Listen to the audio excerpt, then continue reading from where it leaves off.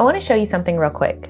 This is my Etsy stats for all of 2025. 647 orders, over $3,100. I got paid every single month, and I didn't add a single new listing to the shop in over a year. I could pretend this number is way bigger than it actually is, but I like to keep it real with you. 2025 was hard. I was running my course, showing up for my students, learning how to start a YouTube channel, and on top of all of that, I was dealing with some pretty serious health stuff. I was seeing a hematologist-oncologist because my white blood cell count was way too high. So I got a referral over to there because they wanted to rule out leukemia. And at the time, I was also getting iron infusions for iron deficiency anemia. So needless to say, I was not thinking about my Etsy shop. But Etsy still paid me every single month. Now, I'm not gonna sit here and promise you 10K months. That is not what this video is. $3,100 for the entire year is not life-changing money for most people, and I know that. But here's what it is. It's genuinely passive income. Money that came in while I was homeschooling my kids, sitting in doctor's offices, and just trying to get through the year. That has always been the goal for me. Not a shop that consumes my life, but a shop that fits into my life. So if someone told you that you have to constantly be adding products and grinding in your shop every single day just to make sales, I need you to watch this video because that is not the whole truth. And I'm gonna show you exactly what I did up front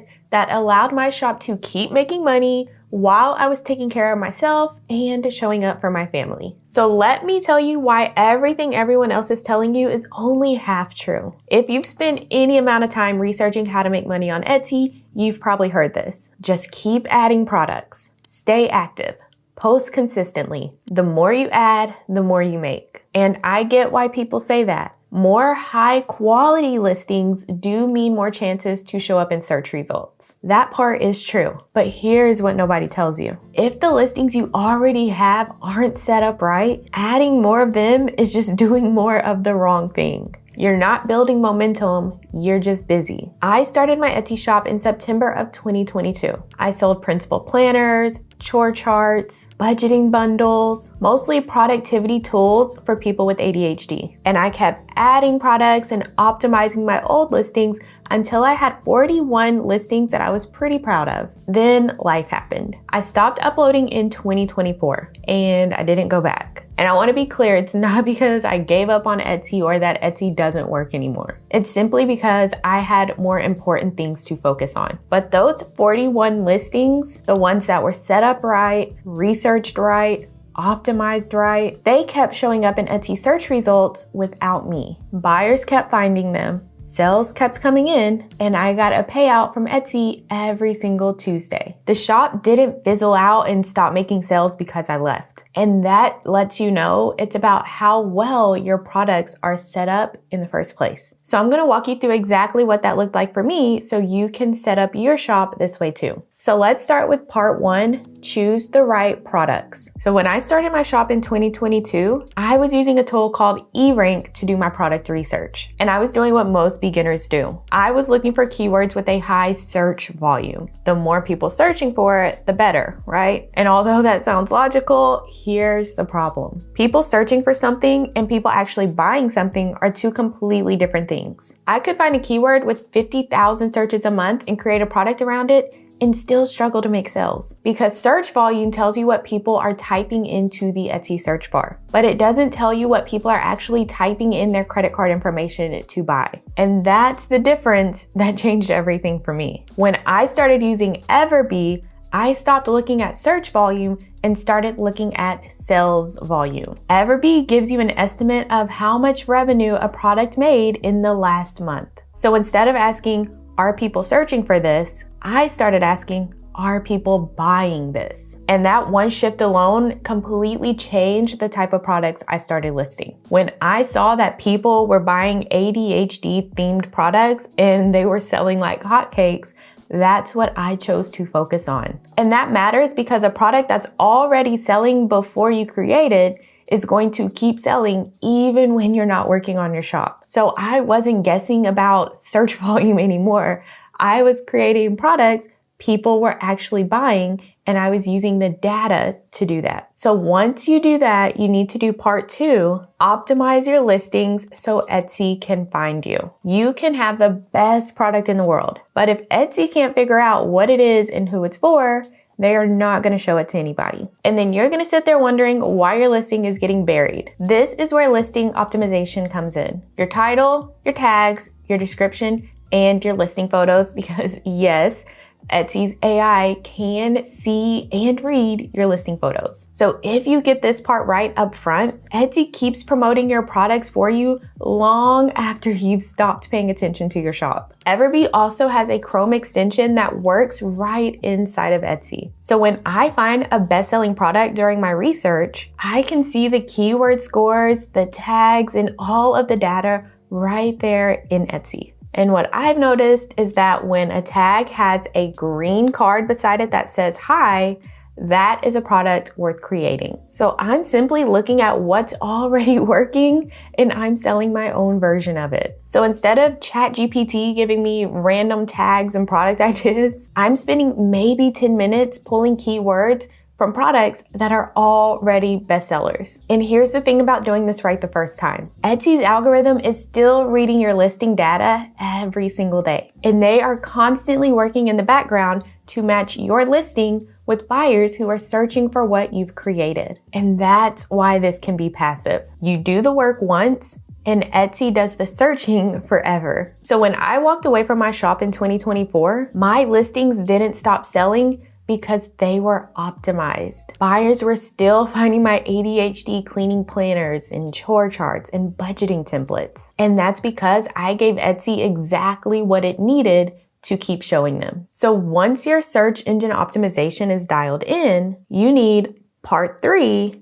a listing photo that stops the scroll. Think about how you shop online. You type something in, a page of results come up. You're not reading titles or descriptions yet. You are scanning the images. And within about 2 seconds, you already decide which ones are worth clicking on. That means your listing photos are doing the selling before a buyer ever sees your price, your description, or anything else about your product. If the photo doesn't stop them, nothing else matters. When I made my listing photos in Canva, I wasn't just trying to make them pretty. I was thinking about what a buyer needed to see to make them feel confident enough to click. So I put the product name right on the image. I showed the actual pages right on that listing photo so they could get a glimpse into what they would get with my product. And I even added call outs like 30 plus pages or printable, digital, fillable. And that left no room for confusion. And this is important for passive income specifically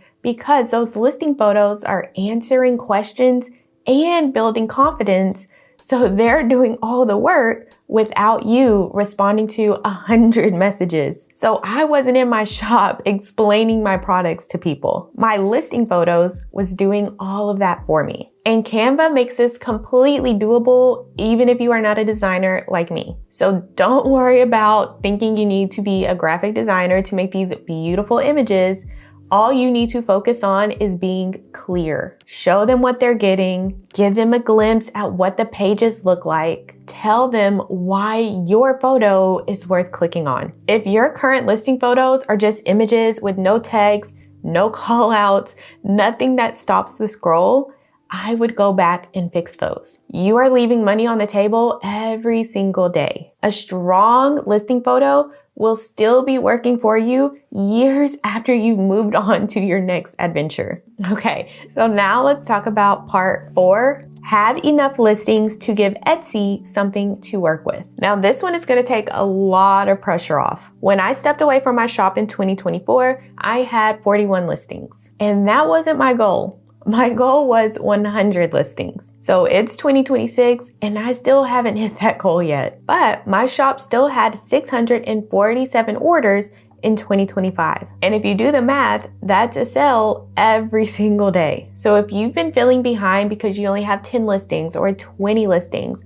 just know that you can still make sales. You just need well-researched and well-optimized listings so you're giving Etsy something to work with. Every listing you add is a new keyword combination. It's a new way for Etsy to match you with a new buyer. My ADHD daily routine chart shows up for a completely different buyer than my ADHD budgeting templates. Each listing is casting a slightly different net into Etsy search results. And the more listings you have, the wider that net gets. More keywords, more search terms, more chances for the right buyer to find you. But, and this is super important, a wide net without quality doesn't work. Throwing a net with massive holes in it won't catch you anything. Just like 100 listings that are low quality will not outperform my 41 listings that are well researched and well optimized. The research has to come first. So don't chase a random number of listings. Chase quality. And then you want to add listings as often as you can. Research first, always. Optimize every single one before you hit publish. And then keep going. Even if life slows you down, even if you don't hit your goal, even if you step away for a while. Because 41 listings done right will keep working for you long after you stop working on your shop. And I'm living proof of that. Now let's talk about what ignoring my shop actually looked like. And basically, it looked like living my life. Homeschooling my kids, showing up for my YouTube channel, running my course and being present for my students, and somewhere in the middle of all of that, sitting in waiting rooms at specialist offices, getting iron infusions, trying to figure out what was going on with my body. I was not logging into Etsy, I was not checking my stats, and I was definitely not tweaking my listings or adding products or any of the things they say a good Etsy seller should be doing. But I did have my Etsy notifications turned on my phone. And every day my phone would buzz with a new cha-ching notification. And it always reminds me of why I recommend people start with Etsy. I hadn't done anything to make money that day. The work I did back in 2022 and 2023 earned it. I was just collecting it. And every Tuesday, I'd see a direct deposit from Etsy hit my bank account. And I was genuinely thankful for it, no matter how small it was. And that's what passive income looks like for a busy mom. It's not always glamorous. It's not always a super big, outrageous number, but it shows up consistently and on its own. And that is worth more to me than a shop that requires my constant attention to make sales. So you don't have to hit 100 listings. You don't have to show up every single day. You just have to do the right work when you do show up, because that work compounds. Every optimized listing is still working for you tomorrow and next week and next month. When you're a busy mom, most of your time is already spoken for. The goal was never to add more to my plate. The goal has always been to make money without it taking over my life. And that is absolutely possible. So if you want to see exactly how I set up my shop, the research,